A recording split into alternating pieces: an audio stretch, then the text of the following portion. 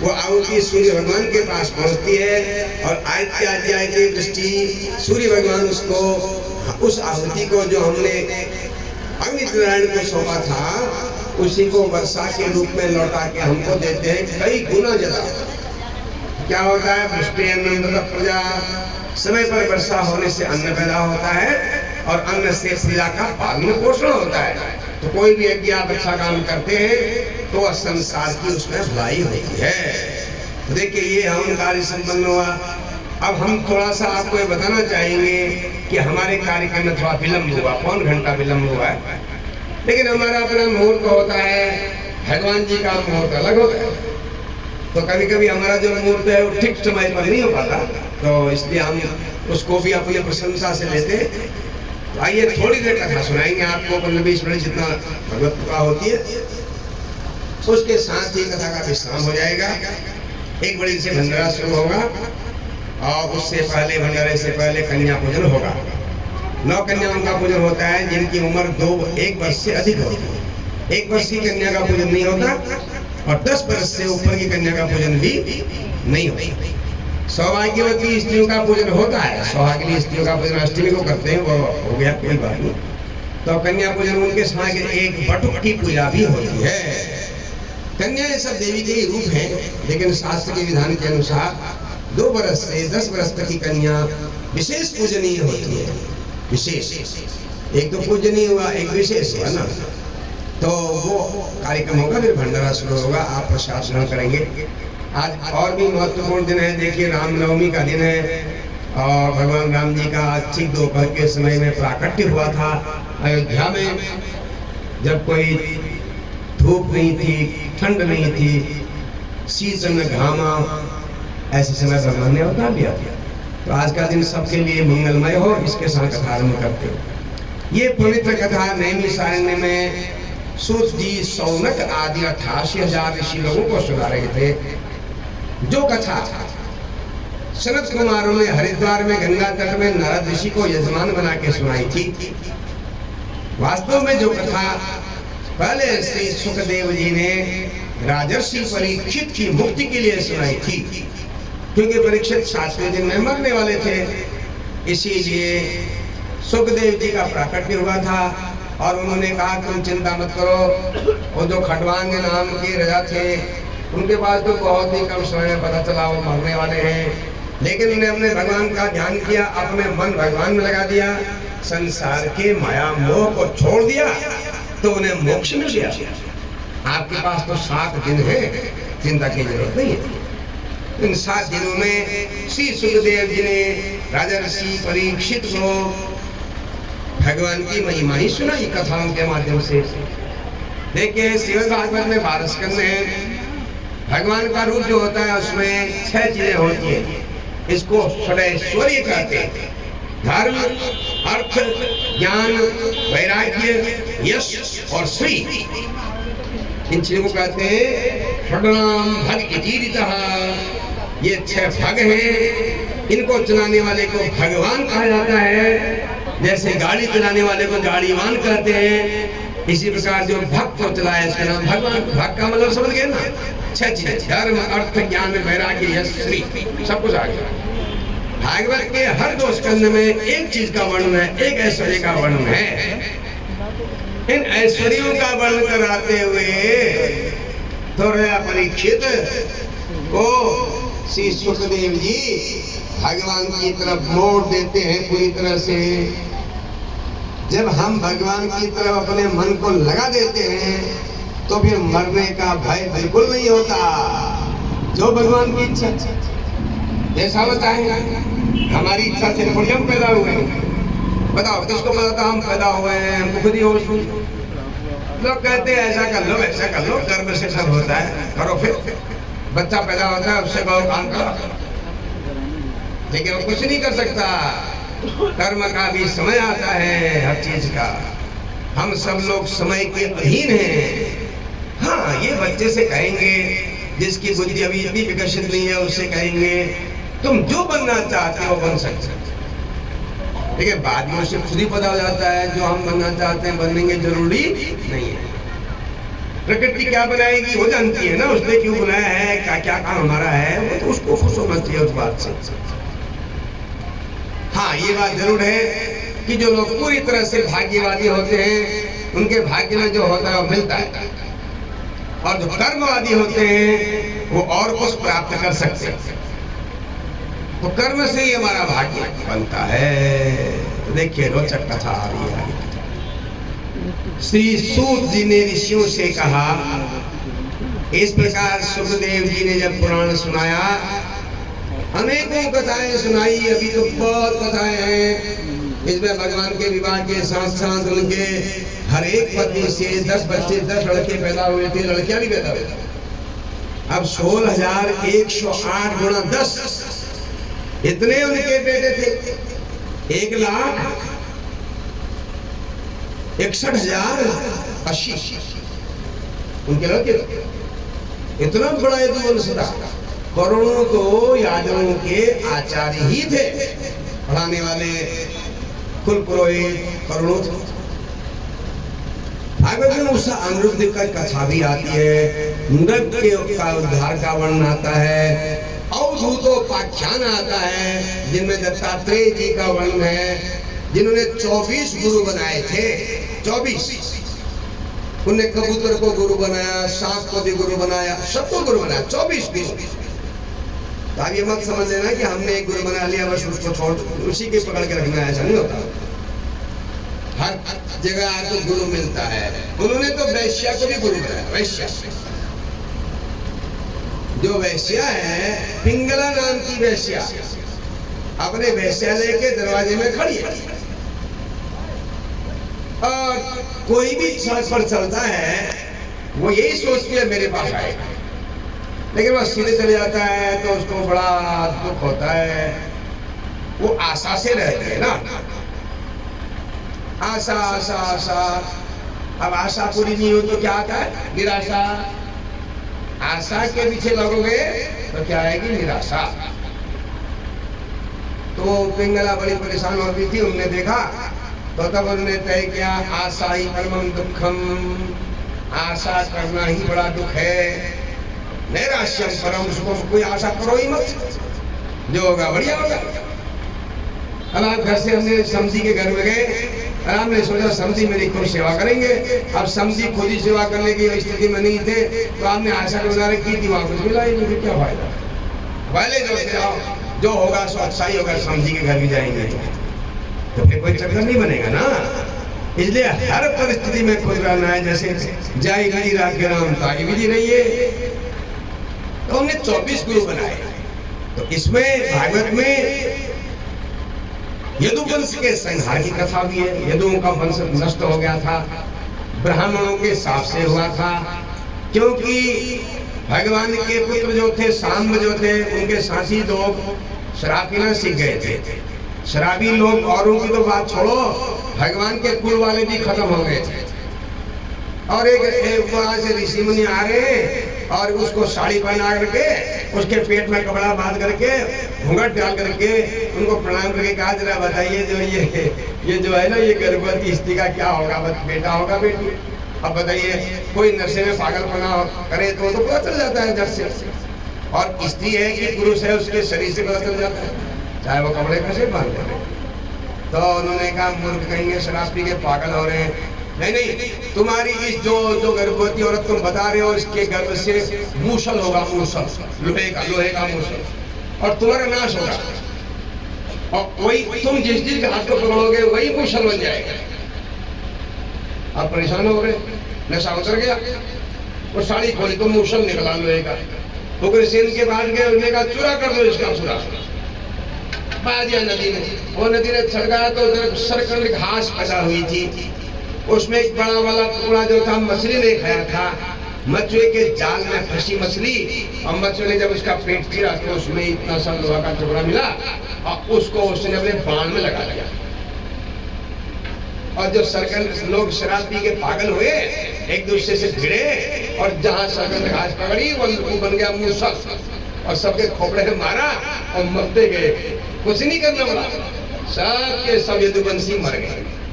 और अंतिम जो टुकड़ा था वो शिकारी के बाण में था। भगवान ने देखा यदुवंशियों का संहार हो गया है, धरती का भार कम हो गया है। जो दुर्व्यसनी हो वो धरती का भार है, पापी जो है वो धरती का भार है। तो सज्जनों, भगवान जंगल में गए, एक पेड़ की जड़ पर बैठ गए, पांव घुटने के ऊपर पांव रख करके, घुटने को पांव रख लिया ना, तो तलवार इधर से दिखने लगा। दूर से शिकारी ने समझा कि कोई पीले रंग का हिरण होगा, बाण मारा, भगवान के तलवे में लगा, जो बहुत ही खतरनाक स्थान होता है, और दौड़ के आया। भगवान मिले, कहा आप मुझे माफ कर दिए। भगवान ने कहा नहीं, यही मेरा निमित्त है जाने का, तुम्हारा कोई दोष नहीं है, मैंने तुमको वरदान दिया था, इसलिए तुमने बाण चलाया है। तो भगवान अंतर्धान हो गए। उससे पहले उन्होंने उद्धव को सब बातें बता दी थी। ये सब यदुवंशनाश की कथा भी है, उषा अनिरुद्ध का विवाह है, ऐसी बहुत सारी कथाएं हैं। 9 अवधूतों का आख्यान है, अवधूत लोगों का।